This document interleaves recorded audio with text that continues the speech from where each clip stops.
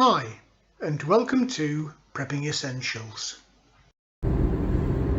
Good morning, it's 6:45 on Saturday the 10th of September. Just making my way down to the land, and as always, not quite sure what we're going to get done today, but let's find out.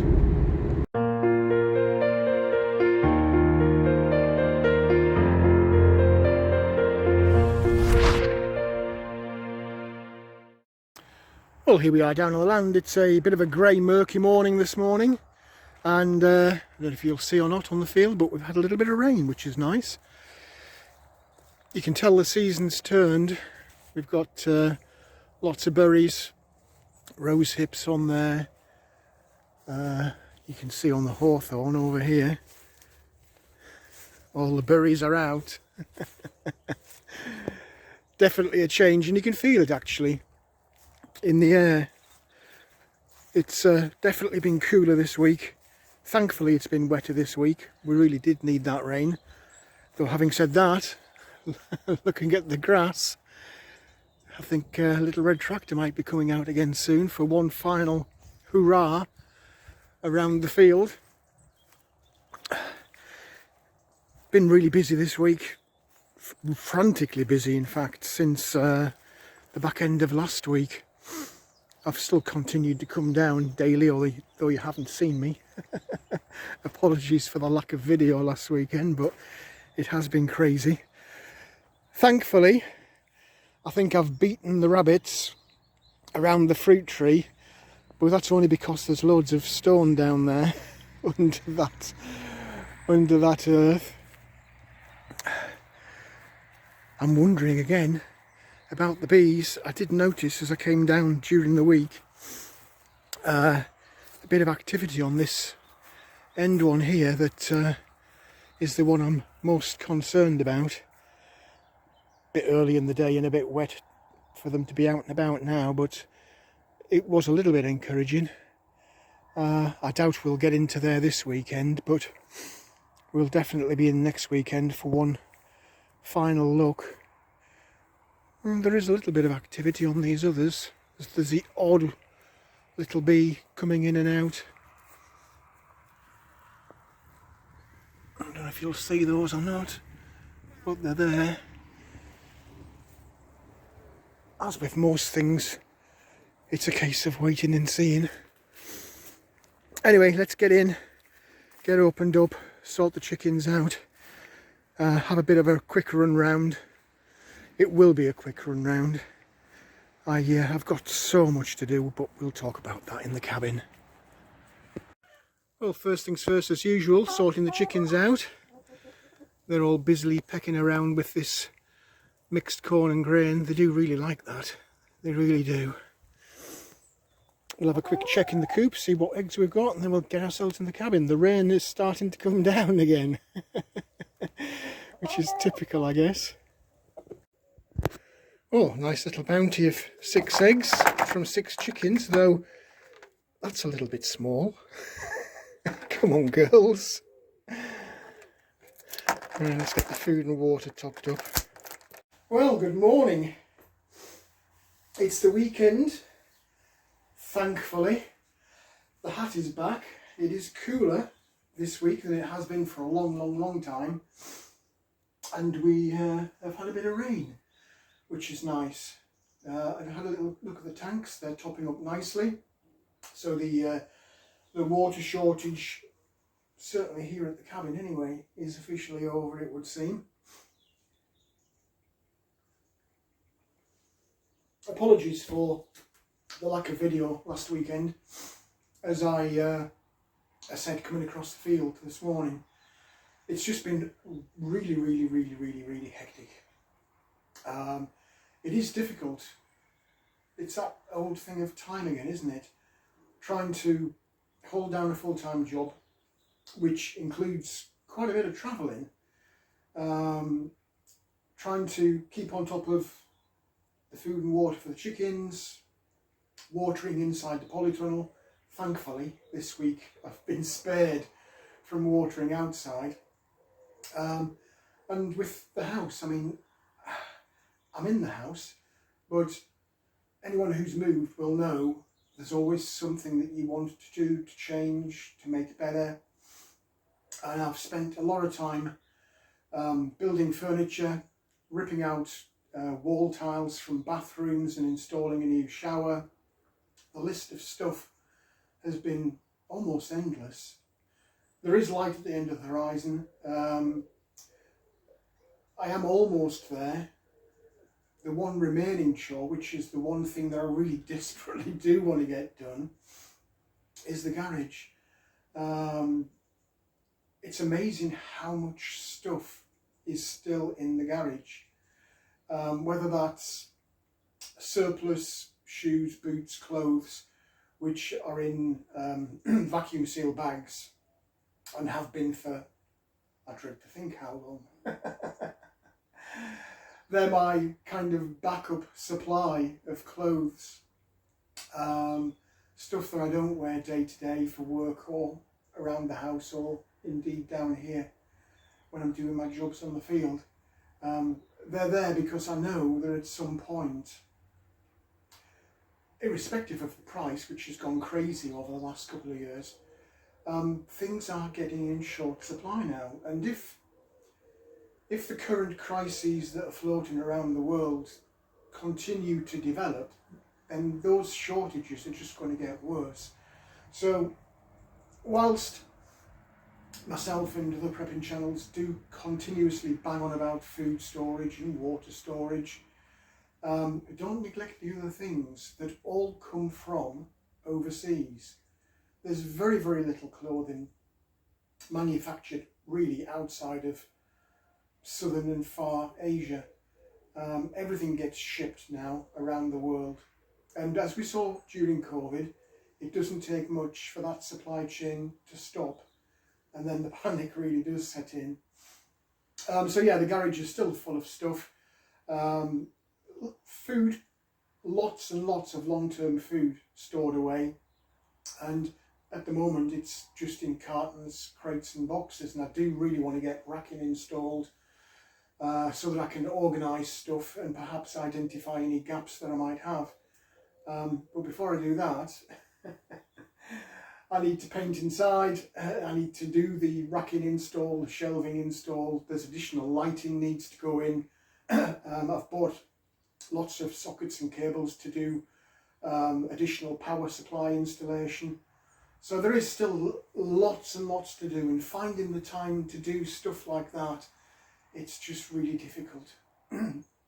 Work does get in the way, but unfortunately, that's what pays the bills. So I've got to keep doing what I'm doing. So yeah, apologies for the intermittent video content. It is likely to continue for a while, but hopefully over the coming weeks you'll start to see videos from the house, or rather the kitchen or the garage. So what is going on in the big wide world? Wherever you are and whatever you're doing, I hope you're staying safe and well and enjoying your weekend and catching up, like me, with the things that you can't get done during the week because of work or other personal family commitments. The big news this week in the UK, very sad news this week in the UK, I was actually in London on Thursday, just about to get on a train to come home, around about 6 o'clock at night, when the news broke that Her Majesty the Queen Elizabeth II had died whilst visiting Scotland. She has a summer home there.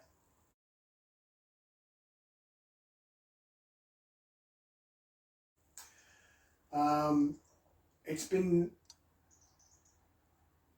very, very amazing to see the degree of sadness and general mourning in the UK since Thursday night when that news broke. We have a long history in the UK. We've got a constitutional monarchy which isn't really replicated anywhere in the world. There are the remnants of what were constitutional monarchies in a few European countries, and a couple of Asian countries, but none have endured in the way that they have here in the UK. It was a little bit disappointing stroke angry to notice some comments on some YouTube channels on Thursday, Friday, who jumped on the bandwagon, the media bandwagon, and started saying things like, oh, the Queen is dead, there's going to be chaos, the world political order is now disrupted and get ready for a crisis. And these were channels that are not in the UK. These are channels, actually the two main ones that I'm referring to are in Canada and America.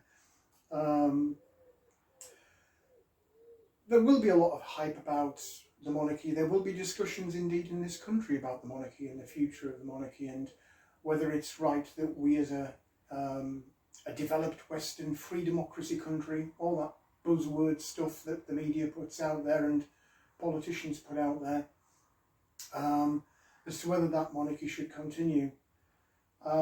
It has served us well for over 1,000 years. And the current, oh sorry, it's not the current, the last monarch, Queen Elizabeth, if she did nothing else, she demonstrated what it is like to be selfless, committed to both your work and your wider community. The lady served this country with absolute distinction for over 70 years.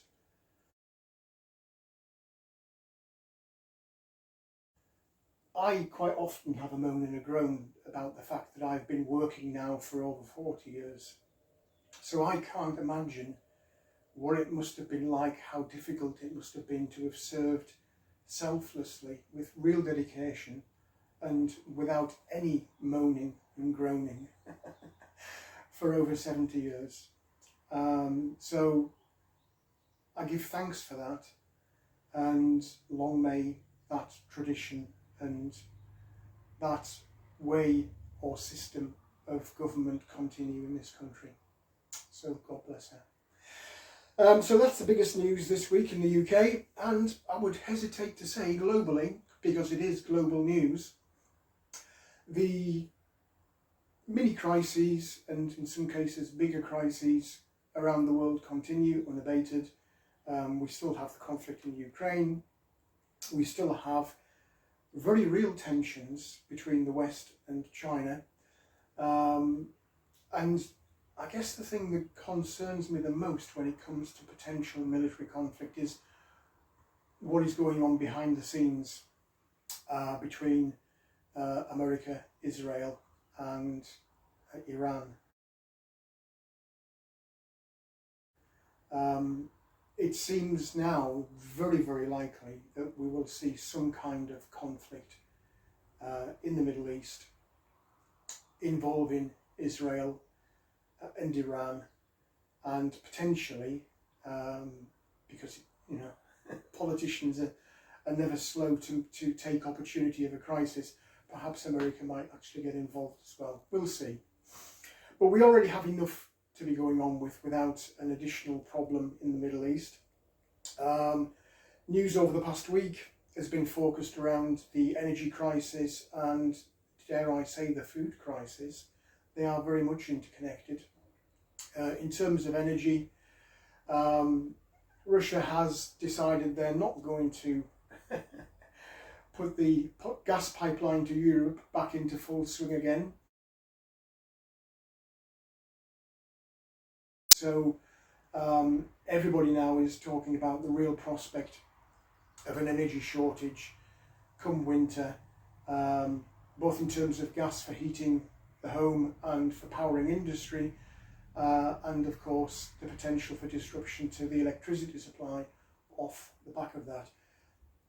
Huge amount of power, electric power, in the UK and in Europe is generated by gas-fired power stations. So if the gas ain't there, it's highly likely the electric won't. And that's kept me busy this week. On top of all my other stuff, I've been looking at solar power generators. You know, these kind of battery bank boxes that you get. There's a massive debate to be had between getting one of those or a few of those versus spending a lot of money on putting a solar power installation on the roof of the house. I really would like to do that, but the price of doing so is prohibitive. I think for my house to get something like 4.5 kilowatt hours of power plus a storage capacity comes out around about £10,000. You can go for just the panels only and spend 5,000 or 6,000, but that's not much good at night time when there is no sun. The flip side of that, the portable solar power generators, your kind of battery box type things. I have one in the polytunnel, albeit it's only 110 amp hours. But it does what it needs to do for me. It provides 12 volt power for quite a few appliances if I need it. But enough to do a house. Again, you're talking about thousands of pounds. To give you emergency backup power to run a fridge or recharge your laptop or perhaps keep your Wi-Fi hub going for your internet. 1,000 watts comes out at around about £700 to £800. And then of course you'll need a panel of some description to recharge it. It does come with a mains power recharger, but that's no good if the reason you're using it is because there's no mains power.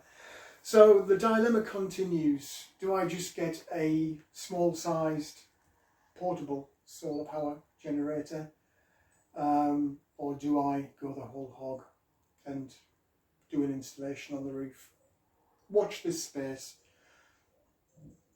Whichever option I choose, I will let you know. But the reason I mention that is because I am really concerned that we are going to see power outages this winter. And although it has been kind of sown the seed in the media, I don't see or hear a lot of people discussing that topic. It does seem to be that general normalcy bias where everyone thinks it'll be all right, government will sort it out. Something will happen, Putin will turn the gas back on.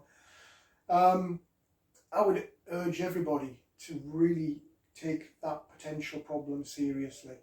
If it doesn't happen, what's the worst? You've actually got a backup supply of whatever kind it is, in case for some other reason the power goes out. It's not beyond the realms in a lot of countries that you have a big storm come through that knocks out the power locally. You have a flood, you have some other issue with a power station. We've had it here in the UK before where 2, indeed 3 went down within the space of a week, and we had small scale rolling blackouts. So even if nothing ever happened, you have got that insurance policy in your back pocket ready to pull out if some other calamity or crisis occurs. Food supply issues, people are definitely talking about that. They're noticing more the price rises, they're noticing more the pack size reductions. I'm noticing as I'm going around the supermarkets, more and more empty or half full shelves. The quality of the fruit and vegetables has declined. The size of the vegetables has declined markedly as we've gone through this year. I was in the supermarket just yesterday. Stupid things like shaving gel. There wasn't any at all in the supermarket. Your choice of things, your little snack items that you buy, dramatically reduced. So it is definitely having an impact now. So with all of the other problems with harvesting, the actual level of crop yields that we're going to be experiencing this year, the knock-on effects of the energy crisis. We're seeing massive problems with fertiliser, carbon dioxide for food packaging and food production. I've said it before, and I really do think that as we roll into winter, we are going to experience some major difficulties with food. Not saying the shelves are going to be empty completely, but who knows? All it would take would be one other little thing, like, for example, as I mentioned earlier, a potential new crisis in the Gulf with Israel and Iran, to completely bugger up that supply chain, and would be back to COVID days of empty shelves and panic buying. So really do urge everyone to keep their eyes on those. The wider global economy, you might have seen a tank in the stock markets and the currency exchanges this past week. Certainly saw it in the crypto market. And people are talking in the media now about problems with employment rising. So again, the wider economy, it is extremely fragile, and again, it would only take one more little thing to completely tip us into a global market crash, like we saw back in 2008.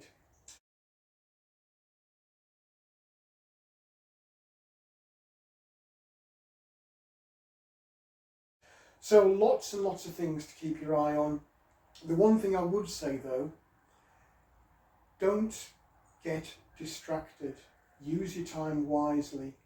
I said earlier on in the video, the reason that I've not put a video out last weekend, because I was really busy with all of these things I'm doing.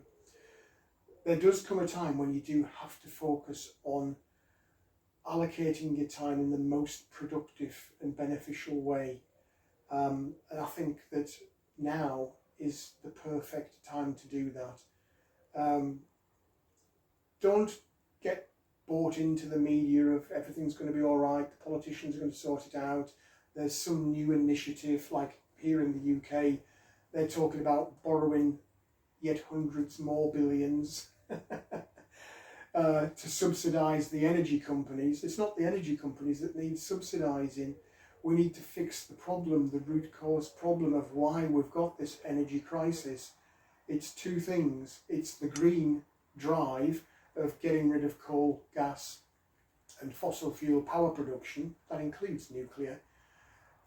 They've thrown all of that away and said, oh, don't worry, wind and solar is the answer. And they've done that before they had the means for wind and solar to actually fill the gap. And then to make matters worse, as they tried desperately to turn back on the gas power stations, they sanctioned Russia and said, we're not buying it. It's there to buy. If they want to buy it and get back to cheap gas, they can tomorrow. But they choose politically not to do that. So don't buy into government will fix the problem, because they've created the problem and all they're doing right now is adding to that problem. Things today, I'll give you a quick run round. I've got to give the chickens some greenery. I'll give you a quick run round the planting. I want to lift some potatoes and onions. I definitely want to pick some more cucumbers. If I can, I'll plant some more potatoes. I have got potatoes in the cupboard that I've left to grow chits. If they're ready, I'll put those in as well. I am hopeful that I can continue to harvest potatoes all the way through to Christmas as I did last year. But whatever I am up to and however short it is, I will keep you posted as we go through the rest of today. But I really do need to get back and get some other jobs done. So apologies if it does turn out to be a shorter than usual video. Wherever you are, whatever you're doing, stay safe and well. Do keep me posted in the comment section with what you're up to. Lots of people are telling me what they're doing, about prepping for winter, about planting that they've been successful with this year, or not, and what it is that they're harvesting. it's really nice to see. It's encouraging for me, and hopefully it's encouraging for other people to demonstrate that it is possible to help yourself and to be a little bit more self-sufficient, because at the end of the day, when all these crises do come to fruition, it's only by being self-sufficient that you'll be able to ride your way through them. So, enjoy your weekend, and I'll catch up with you later. Well, it wouldn't be the weekend without the greenery, would it? They're all busy pecking away there, enjoying. So let's take a little run round and see what we've got going on planting wise. It is a little bit damp underfoot, and the sky seems to have more to come. So hopefully we'll get stuff done before we get too wet. I'll give you a quick look in the garden room in the polytunnel, and then we'll get out onto the raised beds and hopefully get some harvesting and some planting. We've got now a forest in the garden room. It's this bloody pumpkin. It's absolutely rampant. I live in eternal hope that this is actually the start of a pumpkin, because I've got quite a few of those scattered around, but they don't seem to be doing very much other than sit there. It would be nice if I can actually get some pumpkins off this damn plant. The other thing that's going crazy, because you can see the pumpkin does stretch all the way around the garden room. The other thing that's doing well is these chilies. Loads and loads and loads of chilies. They are everywhere. I'm just praying that they continue and actually come to maturity. Lots and lots of flowers, so evidently lots and lots more of these chilies to come. It's the first time I've done these, so I honestly don't know. They are a bit of a one of these really hot chilies. They're not from this country, and I think I mentioned it in a previous video. I'm growing these chilies and pumpkins for a specific reason. Allegedly, these more speciality ones you can actually sell to the local Chinese community for quite a lot of money, actually. So it's a bit of an experiment, selfish experiment perhaps, to see if I can do it. I'm doubting, because I don't think we really have the temperatures here, despite the manic drought we've had. But we'll see. Whether it works or it doesn't, I'll show you, because I always do show you the good and the bad. Everything else is pretty much as it always is. No figs to be seen on the fig plant. Blueberries are just dying back now because it's that time of year. Polytunnel. Let's take a quick look in there. I have been consistently harvesting cucumbers. You'll have seen pictures in the community tab. I'm getting an amazing amount, despite the pests. I mean, look, there you go. I mentioned pests. I walk in and look at that bloody slug. Look at it. I keep throwing them out here so that the birds can have them. But yeah, plagued with them this year. But despite that, cucumbers, rampant. That one, for some reason, not so much so as that one. That one, I don't understand it. You would think it was dead or dying, but it's produced manic amounts of cucumbers. I mean, there you go. And there's one there, look. In fact, we'll have that one. I'll pop that in my pocket. This side has really, really produced well. There you go, look. There's another big one there.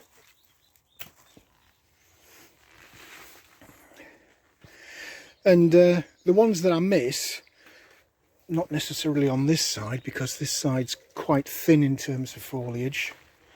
But on the other side, where it is a massive forest, I keep missing them. and they get overgrown, overripe. I mean, look at that one there, look. The size of that. And I am constantly picking. It's not like I'm leaving them for a week. I do pick during the week when I come down to top the chickens' feed up, or to water in here. I am getting tomatoes, albeit bloody slowly. They are there, and well, they're everywhere actually. Over on this side, you can see, there we go. So I am getting them. It's a bit like last year, they're late. I might end up with making most of them into chutney rather than eating them as they are, because you might remember last year. Oh, that's too small, that one. I'll leave that to grow on for a little bit. Same with that one down there. I think I'll leave that one. Yeah, last year I ended up with not many red tomatoes, but a glut back end of the year of these green tomatoes. But I didn't waste them. They went to make chutney and it was lovely. So I'm actually thinking that I'd prefer masses of green ones so I can can it in the form of chutney, rather than eating the red ones in a salad or with my bacon for breakfast. So yeah, this little forest full of flowers rather than tomatoes. Who knows, we might end up with a late end of year spurt, and you might see me in the kitchen doing another video on making chutney. Right, I need to get out, get some potatoes lifted, and hopefully replant. And similar story with the onions. So I'll go grab my stuff and we'll get that done.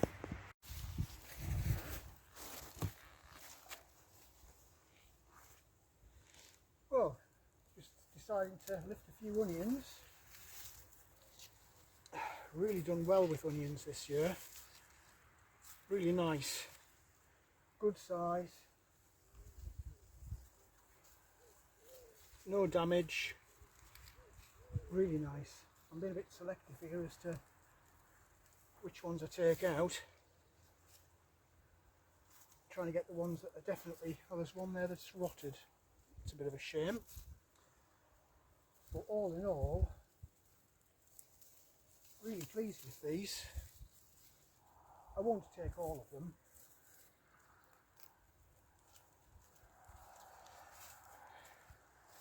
Because I won't eat them all in one go. But really pleased with these this year. 2, 4, 6, let's pick another one. Let's have that one. 2, 4, 6, 7, 8.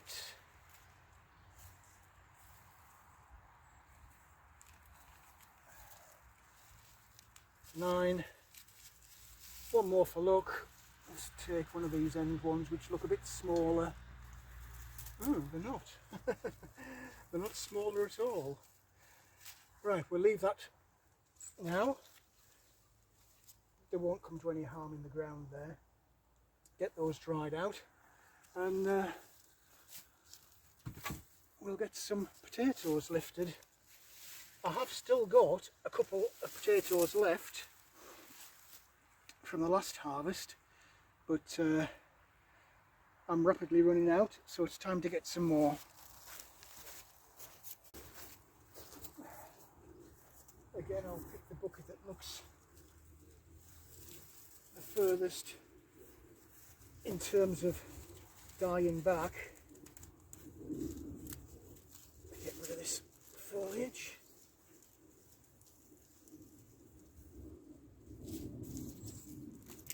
See what we've got.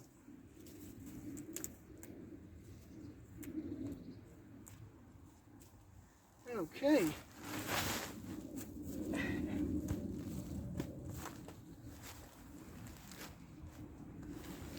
Very dry. It's tried to spit with rain yesterday and again a little bit today, but so far it's just been idle threats.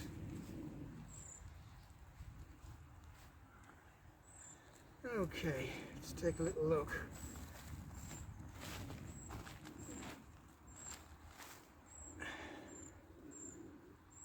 That's an original tuber with the new ones coming off.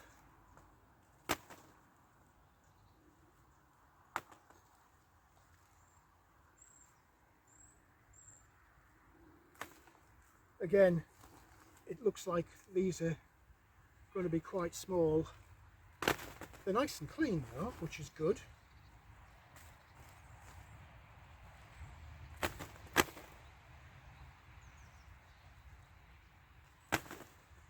Definitely a difficult year this year for potatoes.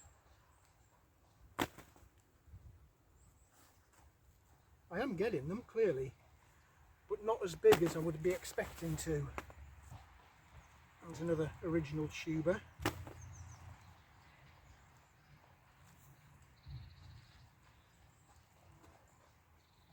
And same again, that's an original planted tuber. The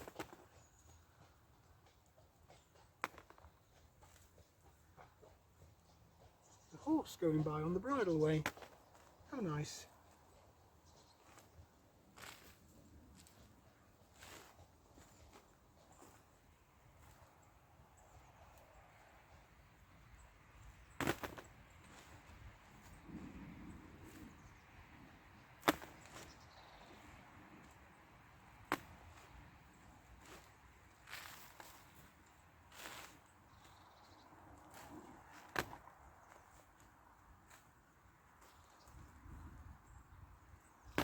Yeah, some of these are really microscopic.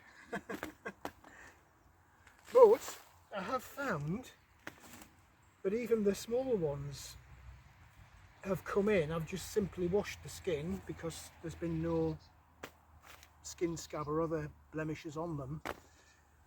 Not actually peeled off the skin, left it on and just boiled them or steamed them whole, and they've been absolutely lovely. So I'm not worried that a lot of these are small, because they are still all coming in. They're still getting used.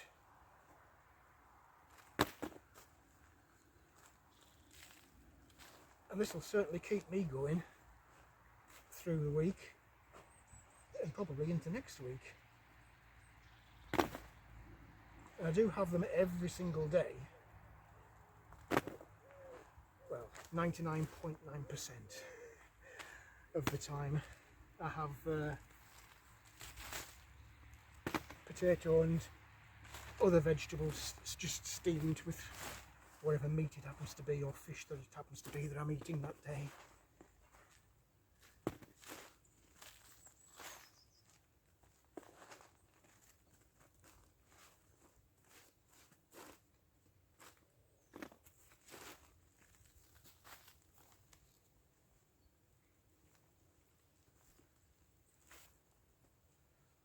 Lots near the surface, and there's a fair few that the crows have been digging out. And there's an original tuber there. I can see on those containers behind me, pretty much every one has been attacked by, I presume it's crows, could be pigeons, but I'm assuming it's crows, who are just helping themselves to a free meal and a bit of moisture during this hot period that we've had. It's very easy for them to just dig up a potato. It's nice and moist inside. It's an original one. I think we're about done there.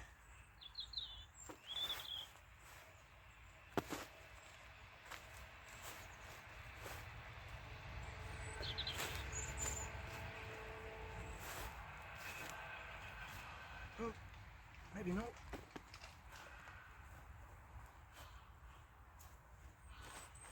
That's it. So that's what we've got. Nice little hole. I'll get rid of this and then I think we'll plant up some new ones.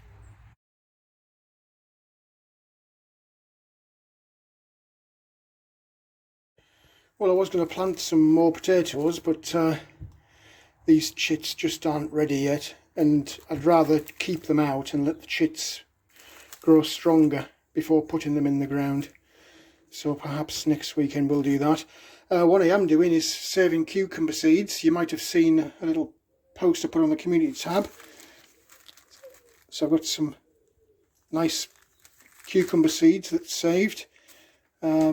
I am getting lots and lots of cucumbers, but I keep forgetting to rummage thoroughly through the foliage, and I end up with these huge ones that aren't good for eating, but they are good for seeds. Well, that's it for today. A little bit short but sweet. Hopefully there was something in there that piqued your interest. Still got plenty to go at in terms of onions and potatoes. I don't know what to do with this sweet corn. I'm not convinced that we're going to get any heads on there. Whether it's the drought, or whether it's the pest, or whether it's just because it's late now. But I don't see any signs. But we'll leave them. We'll keep doing what we're doing and see how we get on. Would have been nice to have a look at the bees, but it just keeps... the rain just keeps coming and going. It doesn't really know what it wants to do today. There's a woodpecker just flying across there. That was nice. We'll see. Maybe tomorrow, maybe next weekend. I'm very thankful for the rain, but it does stop you doing a lot outside. Can't believe the amount of damage being done on trees. I mean, that's quite a mature tree, that hawthorn. They're just chewing away and chewing away. It really is annoying. I'm fearful I'm going to lose at least one, maybe two of these fruit trees that have gone in this year and last year. The drought's not helped, but the bloody pests haven't helped either. I mean, how sad does that look? Ah, dear. Oh well, you have to try and work with nature. Mother Nature is far more powerful than we are. So you just got to keep plugging away. Don't give up. Wherever you are, whatever you're doing, please do stay safe and well and enjoy your weekend. Keep on prepping. And I'll catch you in the next video. Well, that's it for this video. I hope there was something in there that was of interest to you. If you did like the video, please do click on the like button. Also feel free to hit the subscribe button if you haven't already done so. As always, I welcome any comments, questions or suggestions you might have. Just feel free to leave them in the comments section below. But for now, thanks for watching and I look forward to seeing you in the next video.